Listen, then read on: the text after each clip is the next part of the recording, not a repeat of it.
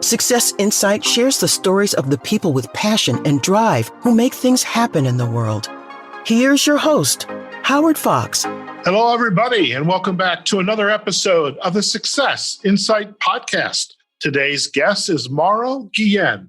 Mauro is one of the most original thinkers at the Wharton School, where he holds the Zandman Professorship in International Management and teaches in its flagship advanced management program and many other courses for executives, MBAs, and undergraduates. Mauro's research, teaching, and speaking incorporates both numerical assessments of trends and illuminating examples from business, politics, and everyday life. He shows in accessible terms that one can accurately forecast trends by systematically following the babies and following the money into the future. Mauro has numerous books to his credit, including his latest, which is a Wall Street Journal bestseller, 2030, How Today's Biggest Trends Will Collide and Reshape the Future of Everything. Mauro, welcome to the Success Insight podcast.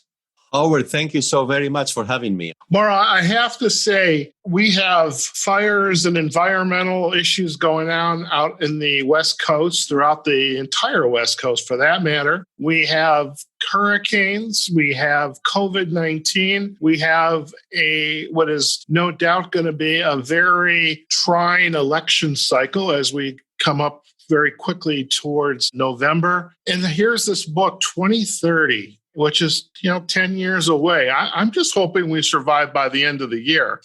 Yes, that's what many people tell me. Why think about 10 years down the road when we are right now in the midst of so much trouble? You're absolutely right. The one question I ask, and maybe we'll have this as a thread throughout our conversation, is, I hope there is some type of hope for humanity out here. This has been a trying year. How's your year been? Well, my year has been, I think, very confusing to me. I never thought that I would live through anything like this. And I think this is shared by a lot of other Americans and people around the world. Now, fortunately, neither myself or my friends or family have been directly affected by COVID-19, and I still have my job. So I have nothing to complain about, except that I think, a pandemic requires us to make adjustments to our lives. I can appreciate your sentiments. I've been fortunate myself with my friends and family. And heck, I even made a relocation from the Midwest out to Nevada. But I'm wondering, how does this book, 2030, how do you begin to lay out the groundwork for this book and to get us to think about, okay, here's where we are today. These are kind of like signposts or the markers that we need to pay attention to for what 2030 is going to look like. Well, look, this pandemic essentially is having, for the most part, the effect of exacerbating or intensifying, accelerating trends that were already going on in the United States and around the world. So we're seeing population aging, making progress more quickly. We're seeing automation. We're seeing, unfortunately, economic inequality rising. And the pandemic is only accelerating these trends. We were using platforms such as the one that we're using right now to tape this program. And, the pandemic has essentially brought us well into the future in terms of using these platforms all day long, right? For shopping, for working, for learning, for playing, meaning for entertainment. So the future is arriving faster. And that's why I think it's so urgent to think about that future, although we are so concerned right now with the present. I think you're spot on. I've been using this platform, for our listeners, where Mauro and I are on the Zoom platform. Zoom got a lot of publicity because they were, better for worse, best able to step up to the need for the masses that are suddenly finding themselves working from home. And I'm also thinking about some of the other professions and entrepreneur initiatives. I call them side hustles for the sake of a better word. I can't go anywhere without somebody trying to sell masks or hand sanitizer or workshops on how to function more effectively virtual. And, I think you're right. It's just COVID-19 has just exacerbated perhaps initiatives that were farther back on the plate, but now they're front and center. And when you started to write this book, now you are a very prolific writer. Being a scholar, an educator, part of the requirement is you have to write books. And this idea of 2030, when did this first start to take shape for you?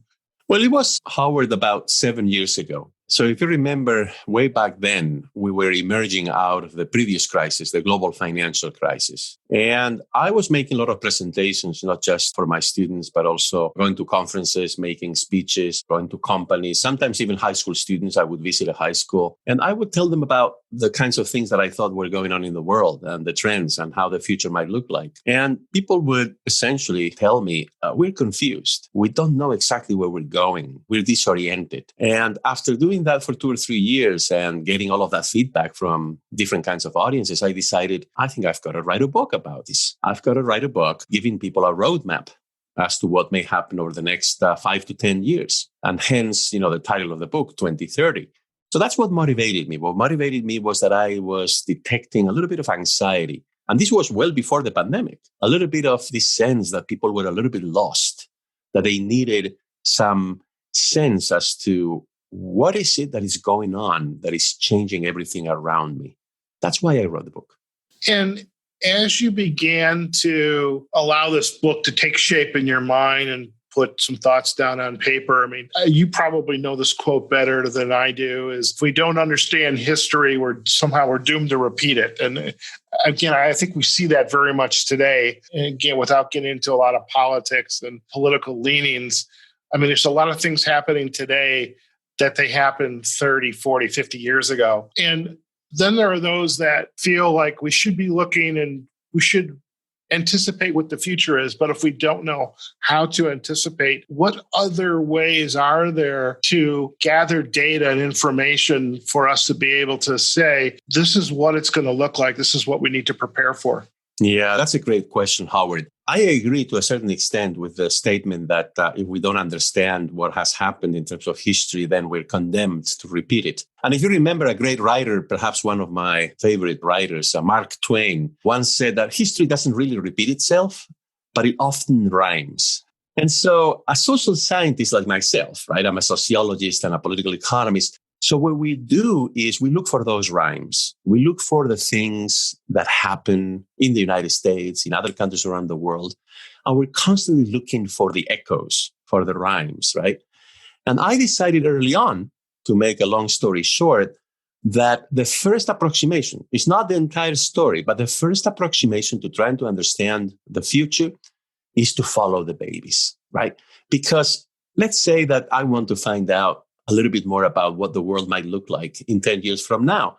Well, what I should do then is look at the babies that have been born in the US or in other parts of the world over the last 10 years, because those people will be in their 20s when the year 2030 finally arrives. So following the babies, right? Following those different generations of people, trying to surmise, trying to anticipate what is it that may happen to them, right? That, I think, is the first step. It's not the only step, but it is the first step that one must take in terms of anticipating what the future may bring. In this past 3.5 years, okay, we're not fully complete with the 4-year cycle of the current presidency. And there's a couple things that I see is the political leanings. You have very much a group of individuals who are trying to keep in power, for the sake of better words, and at all cost. But in thinking about these babies that are being born, 10 years ago today, and then 10 years from now, they were born 10 years ago. So 10 years from now, they're going to be 20. Those numbers, their needs are going to be a kind of a tidal wave for the current predicament that I think we're in is, individuals trying to stay into power and not ceding authority or decision-making. And I'm wondering, how do we anticipate this future, but at the same time, create a kind of a nice glide path? Let's use the air flight metaphors, a very nice glide path so we can absorb and make the changes to all of our benefit versus in today's environment, we're very much, I win, you lose. Yes, I completely agree with you that oftentimes politicians have this incentive to focus on the very short run. And to be more precise, the time between the moment in which they are thinking about what to do and the next re-election. This is to be expected. This is in the very nature of democracy. But digging a little bit deeper into what you just mentioned, which is the babies being born and they're going to be growing up. And, what happens is that each time that we make room for a new generation of people here in the United States, we need to think about how that new generation is going to fit with the other generations, right? Knowing, of course, that all of the other generations, 10 years later, will be a little bit older, right? And their preferences and their needs will change. I think that's the challenge that we're facing right now as a country, right? So, yes, we're going to have another generation of young people. We need to give them opportunities. We need to give them a future. But at the same time, that new generation is going to have to coexist with people in their 40s or their 50s or people who go into retirement. And that is a big challenge. And I'm not saying that politicians don't care about that. Of course they do. But oftentimes they're blinded by the short term. The same way that, by the way, the financial markets are also driven very much by short-term dynamics, as you know. So I think that's the challenge, right? And the challenge is to interpret history, what has happened before, and to try to anticipate where is it that we're going and where do we want to be in 10 years from now? And I think those are really important questions. Looking at some of the categories that you are investigating, so the business, the finance, currency, I don't have an MBA, so I can't speak fully on that area, but I see a population that's continuing to grow with resources that are continuing to be limited. With environment, you just have to look around what's going on in the country right now, and you have policies that are, whether it's by executive order at this point, designed to tap into those resources. You have technology that's continuing to change. So in the use of artificial intelligence and, jobs that 10 years ago, and perhaps you thought about this 10 years ago, that were safe are now, they're finding ways to even use technology to do jobs that somebody physically had to do 10 years ago. The changing culture, you have more Hispanics culture, Asian culture coming into the U.S., so changing demographics. And I'm wondering how do we get to this word hope? How do we create a future when there's so much constraints and headwind against, we know these things are going to happen, but then all these areas are, I see it, Mauro, as kind of conspiring against us.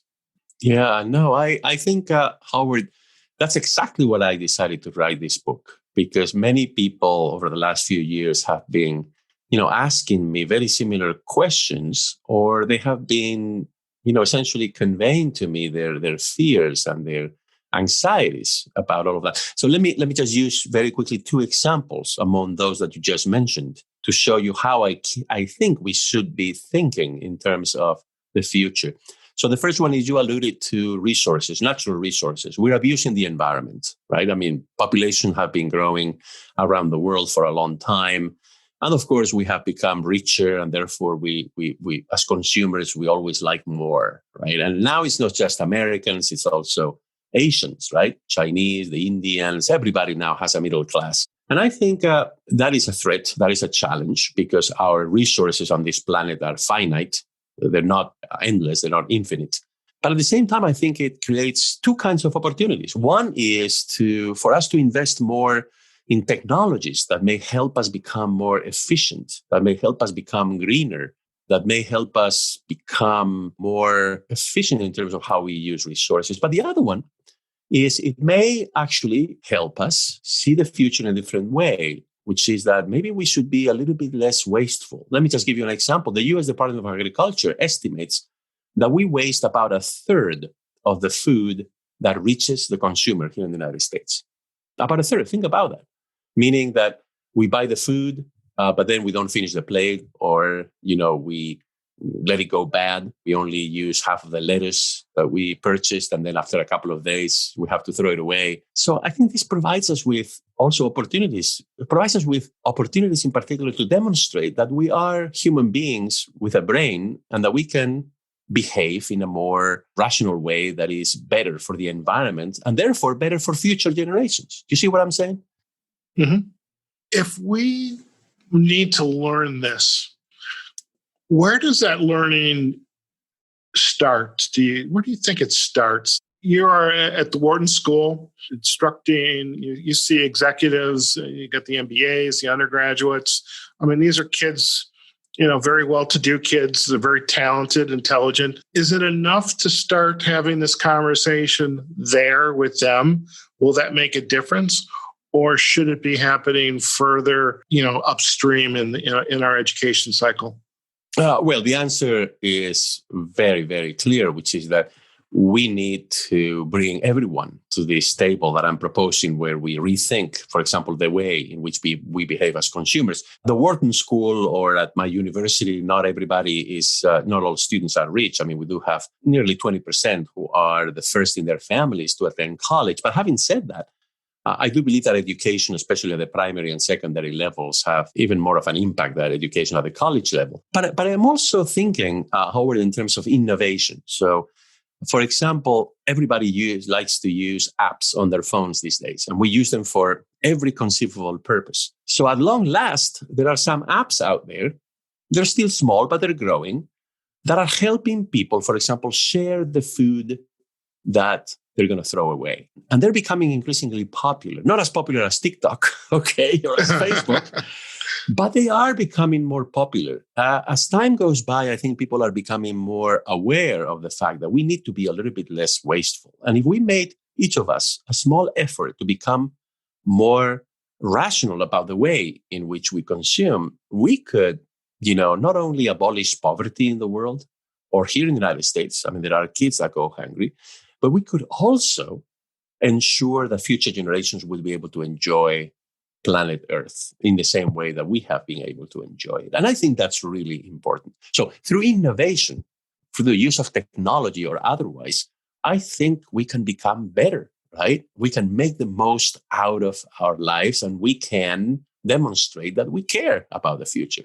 How do you propose, and this question is not to put you on the spot in any shape or fashion, but I mean, here in the US, we live in a very individualist culture. It's all about me, what I want, what's good for me, and versus the collective, whether it's Asia, South America, many parts of Europe are a collective culture. It's the community.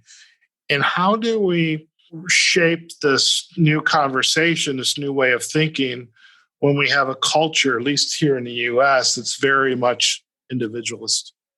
Yeah, so I would agree with you that in principle may strike everyone as being an obstacle to the kinds of solutions and the kind of hopeful future that I envision in the book. But let me turn the argument on its head and say that, well, what we can do is try to frame the situation in such a way that people, even if they are trying to advance their self-interest, if they're behaving, as you mentioned, in an individualistic way, are more likely to do something that is pro-social, something that benefits society, right? And you can do that in two ways, as you know, and I write extensively in the book about this. One is you can provide people with incentives, monetary incentives, and to the extent that we are individualistic, then we should respond to them, right? But then, given that we're human beings, we can also provide people with nudges, right? With little clues as to what is it that they should do in order to save, for example, society from oblivion if we exhaust all of our natural resources. And we can do that in such a way that then people become more conscious about how much energy they use or how many things they're purchasing that maybe they don't need, and so on and so forth. So I think there are ways of building on that individualism so that in the end, when you aggregate it, right, when you consider everybody's decisions, you're actually arriving at better outcomes, right? And I think this is certainly one of the most effective ways, for example, tackling the problem of climate change or addressing the issue that you mentioned at the beginning, which is our natural resource base, which is limited. What do your students say, or what is their reaction to this type of a philosophy or a new way of thinking? Well, they don't speak with one voice. I mean, obviously, there's quite a bit of diversity of views. I would say that the younger generation, if we're talking, for example, about my undergraduates, or also high school students. So several times a year, I also make presentations, and I have high school students in the classroom because we have a a program for them. And what I see is they're keenly aware of the importance of having a good relationship between, humans and the environment, right? I mean, it's really, really important. And they recognize some of the trade-offs, meaning, well, that's true, but everybody also wants to have a nice life and they want to consume, they want to travel, they want to do this, they want to do that. And I think as people grow older, and here I'm reflecting on my own experience, we start making different trade-offs and different decisions about all of this. So I think the critical thing here is, I think when we're younger, we probably have like really, really good idealistic principles in mind. I think maybe what we should be doing is helping people continue to be and feel and think young, right? As if they had their entire lives ahead of them. And therefore, they needed to be very careful about how we use resources. I think that's what we need to do. What we need to do, once again, is provide people with the right incentives and the right nudges so that they behave in the way that we want a majority of people to behave. Otherwise, Howard, I think we're doomed, right? Every year that passes, we have more pollution in the air. We have more wildfires like we have now out west. And we have more problems in terms of the environment to deal with. What does 2030 look like for you right now? So 2030 will be a world in which we're going to have more grandparents and grandchildren. Think about that. Yeah. Today, 12,000 people in the United States are celebrating their 60th birthday. And that's more than the people who are being born. So absent migration, we're going to have a much older population, so to speak, by the year 2030. But you see, I actually think that's hopeful. That probably means that people are living longer. If we have so many people above the age of 60, it's not just because they made it to age 60. It's also because, hey, they're likely to live until they're 80 or 85 on average. So that's good news. But what I think it requires us is to rethink what being 70 years old or being 80 years old means. Because you see, a 70-year-old person today is very different from a 70-year-old person 50 years ago. And in 2030 will also be a different thing. So in other words, I see hope because we can adjust to that new situation, but we're going to have to change our mindset. And by all means, Howard, I don't think we can support such a big population above the age of 60 with all of them being retired. Given that most people above the age of 60 are still in great physical shape and also mentally, they should also perhaps be working a little bit as opposed to only being in retirement. So once again, I think it's a problem of having a different mindset to cope with the realities that we're going to be facing in 2030. And once again, I think by far the most important one is that, but there's others. Let me just mention one, which is the US will no longer be the largest consumer market in the world. And that's going to bring about quite a few changes. Right. I'm reminded every once in a while on Facebook, there's a meme. And for our listeners, a meme is just it's a picture that has a quote embedded on it designed to move you to some type of thought or action. And there was this meme that essentially said, we work our entire lives so that the last 10 years of our life when we retire, we could have fun, versus what we should be doing is learning to have fun our entire life. So we live a long and prosperous life, prosperous both financially and good health and experiences. And I love that because I think as we work our way through our careers, it should not be, make the most money, have the biggest toys. Whoever has the biggest toys wins. But to have good experiences and to not only take care of ourselves, but our family and our community, so that we embrace the entire lifespan, not just work our butts off so the last 10 years we could hopefully afford to take a vacation. Yeah. When retirement was invented, meaning that somebody, most likely the government, will give you a pension so that you could enjoy, as you said, the last few years of your life. That happened 140 years ago, right? That's when the first pension systems were created. But you know what? Life expectancy back then was like 37, 38 years. So it was a great idea, right? It's like, oh, I'm going to promise people a pension once they turn 65. But by the way, most of you will never make it. But now, on average, Americans are living 70 plus years.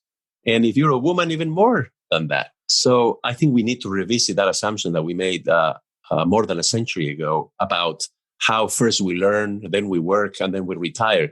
Maybe we need to revisit that sequence of stages in life. And perhaps we need to learn, work, and play throughout our lives, as opposed to allocating each of those activities to a particular moment in our lives. I think you're spot on. I mean, for better or for worse, I made decisions in my career and things that I was going to do. And so I went into coaching, which this podcast is an offshoot of my coaching practice. And, I see myself, and the beauty of technology, kind of what you and I are doing today. You're halfway, you're across the country, I'm out west, but we can have a conversation. But the beauty is we can do our work almost anywhere. We don't have to be in a brick and mortar institution. I can coach, you can teach, halfway across the world to and work with your students. I can work with my clients, and that then provides lots of opportunity for continuing to work and have the experiences that we seek. But at the same time, continue, as you said, be productive members of society, continuing to work. So in that respect, I truly embrace that. Yes, well, we're privileged, of course. Again, not everyone can work from wherever they want in the world. So you and I have certain advantages. But even for people who have to work doing physical work, right? Manual physical work that, perhaps is very difficult to continue past a certain age. Well, we should put in place mechanisms so that those people could rotate into other roles, like providing younger people with advice, like coaching, right? Or even as to how to perform those jobs. Maybe we should rethink the way in which people rotate in and out of a particular occupation. I think there's a lot of scope for innovation and for reinventing the way we work. I think you're spot on. There is, in the U.S., I mean, we went from a manufacturing to a service-oriented economy, and there are shortages of the trades, the mechanical engineers, the electrical, the plumbing, and those are skill in our infrastructure because it's getting old. There's fewer and fewer people that can take care of it. So I think we also have to embrace kind of, along the same lines you've just described, getting people interested in realizing that can be a vibrant career, and you can be happy and take care of yourself and provide for yourself and your family, but also create possibilities and add to society. And I think we've got to get away from that. We have to have an MBA or a degree or a law degree to be able to be perceived as being successful. Absolutely. So I have a question. There's no doubt that you are extremely busy. You've got your responsibilities as an educator. You're the author. There's lots of speaking engagements. When you're not on the road, adding to your quiver of work, what do you do for your enjoyment? Well, I love going to museums, for instance. I like to travel, and that's perhaps the thing that I miss the most during this pandemic. But let me tell you the other thing that I really like doing, and I do it actually on my phone all the time. I like to read short pieces, and I force myself every day to think about a topic that I know very little about. And then I go to my phone, I search for an article or two that I can read in 5 or 10 minutes, and I try to learn about that topic. I love doing that. I call it exploration. But instead of going to a national park, I surf the web and I just think about, today I would like to learn more about, for example, the first presidential election in this country more than 200 years ago. So let me read a couple of things about it, right? And when you do that day after day, I mean, you can't imagine not only how much you learn, but also how many connections you make between different things that you never thought were connected. I love doing that. I mean, that kind of exploration that I can do in the last 15 minutes of my day as I lie in bed and I'm, about to turn off the light. I truly enjoy doing that. And it's something that, of course, I've been able to do without interruption during this pandemic. Right. It's funny is when I moved to Nevada back in July, I had the goal of I wanted to be able to get out to the national parks. And even in this pandemic, I can still do that because it's just me and my car. But I started to do the research, and I love Google because of the research I can do. And, how do I do this? What car should I buy? How do I sleep in my car?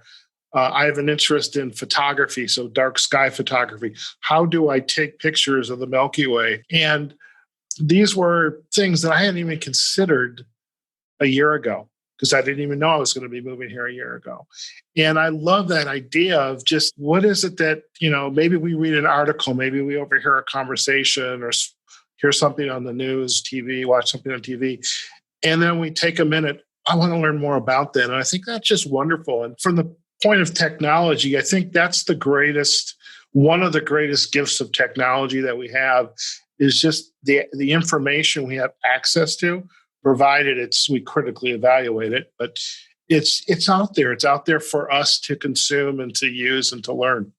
Absolutely. I completely agree with you. And this is, of course, one of the most liberating aspects of technology. But as you just suggested, you have to have a discerning mind because you can find on the internet an argument about George Washington.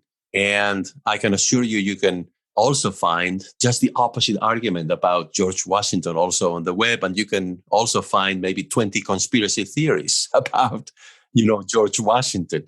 I think it's important also to develop over time the ability to tell what is something that is worth reading online and what is something that is just, rubbish that you shouldn't be taking seriously into consideration. Most definitely.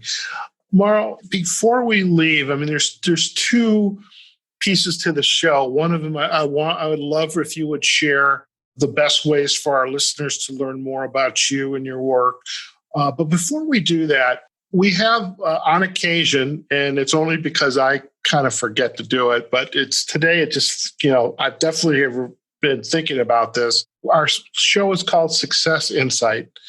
And we have on occasion a piece called Insight to Go. And what I'd love to invite you to do is if there's an article or a quote or an idea that you would like to leave our listeners with to be able to take and ponder and act upon, what would you like to share with them? Well, if it were a quote, I would probably use something from Shakespeare. Okay. And in one of his plays, and I actually quote this in the book, one of the characters, Brutus, says, so this must be from Julius Caesar. He says, more or less, I'm not going to be able to reproduce the quote literally, that you have to take the current when it serves you.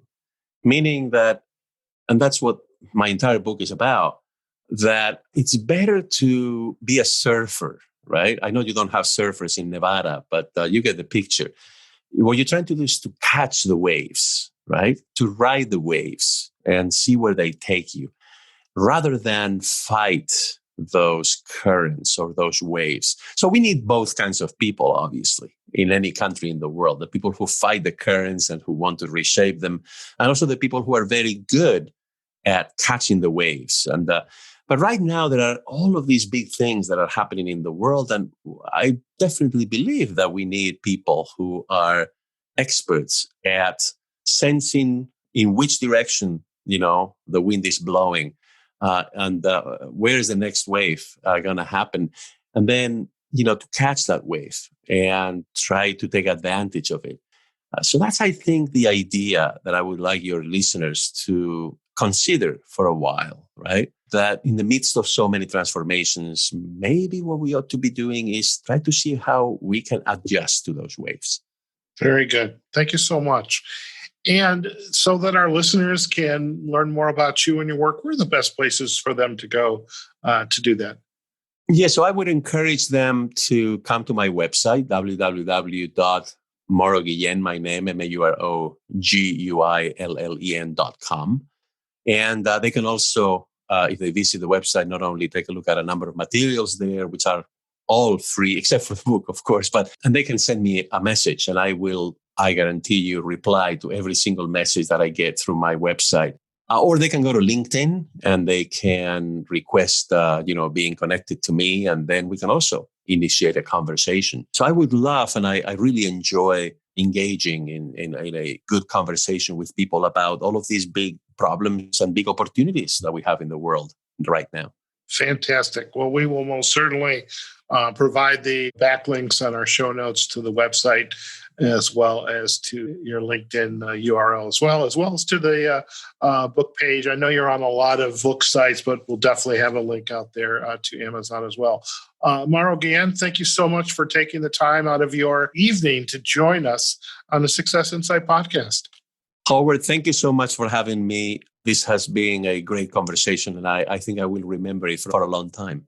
Fantastic. Thank you. All right, folks, we have just been chatting with Mauro Guillén. He is the author of 2030, How Today's Biggest Trends Will Collide and Reshape the Future of Everything. And really a very wide-ranging conversation, definitely some great points of view, and really some insights into how we need to think about what the future can look like and the steps that we can take and to, make those adjustments, because we can choose to stand in place and let the earth revolve around us, or we can make those adjustments and just jump into the stream as well. So we hope you enjoyed today's podcast. If you did, we would love to hear from you. Please comment on our Success Insight podcast page for this particular episode. And you can also listen to the episode on our Facebook and LinkedIn pages, Success Insight Podcast, as well as YouTube. And we are on all the major podcast platforms: Apple Podcasts, Google Podcasts, Spotify, and iHeartRadio. And folks, remember, wherever you are, whatever you're doing, go out there, have a phenomenal day, be safe, practice social distancing, wear your mask, take care of yourselves, your friends and family, and do good by others, okay? We'll see you on the next episode of the Success Insight Podcast. Take care now. Success Insight is a production of Fox Coaching and First Story Strategies. Find us online, successinsightpodcast.com.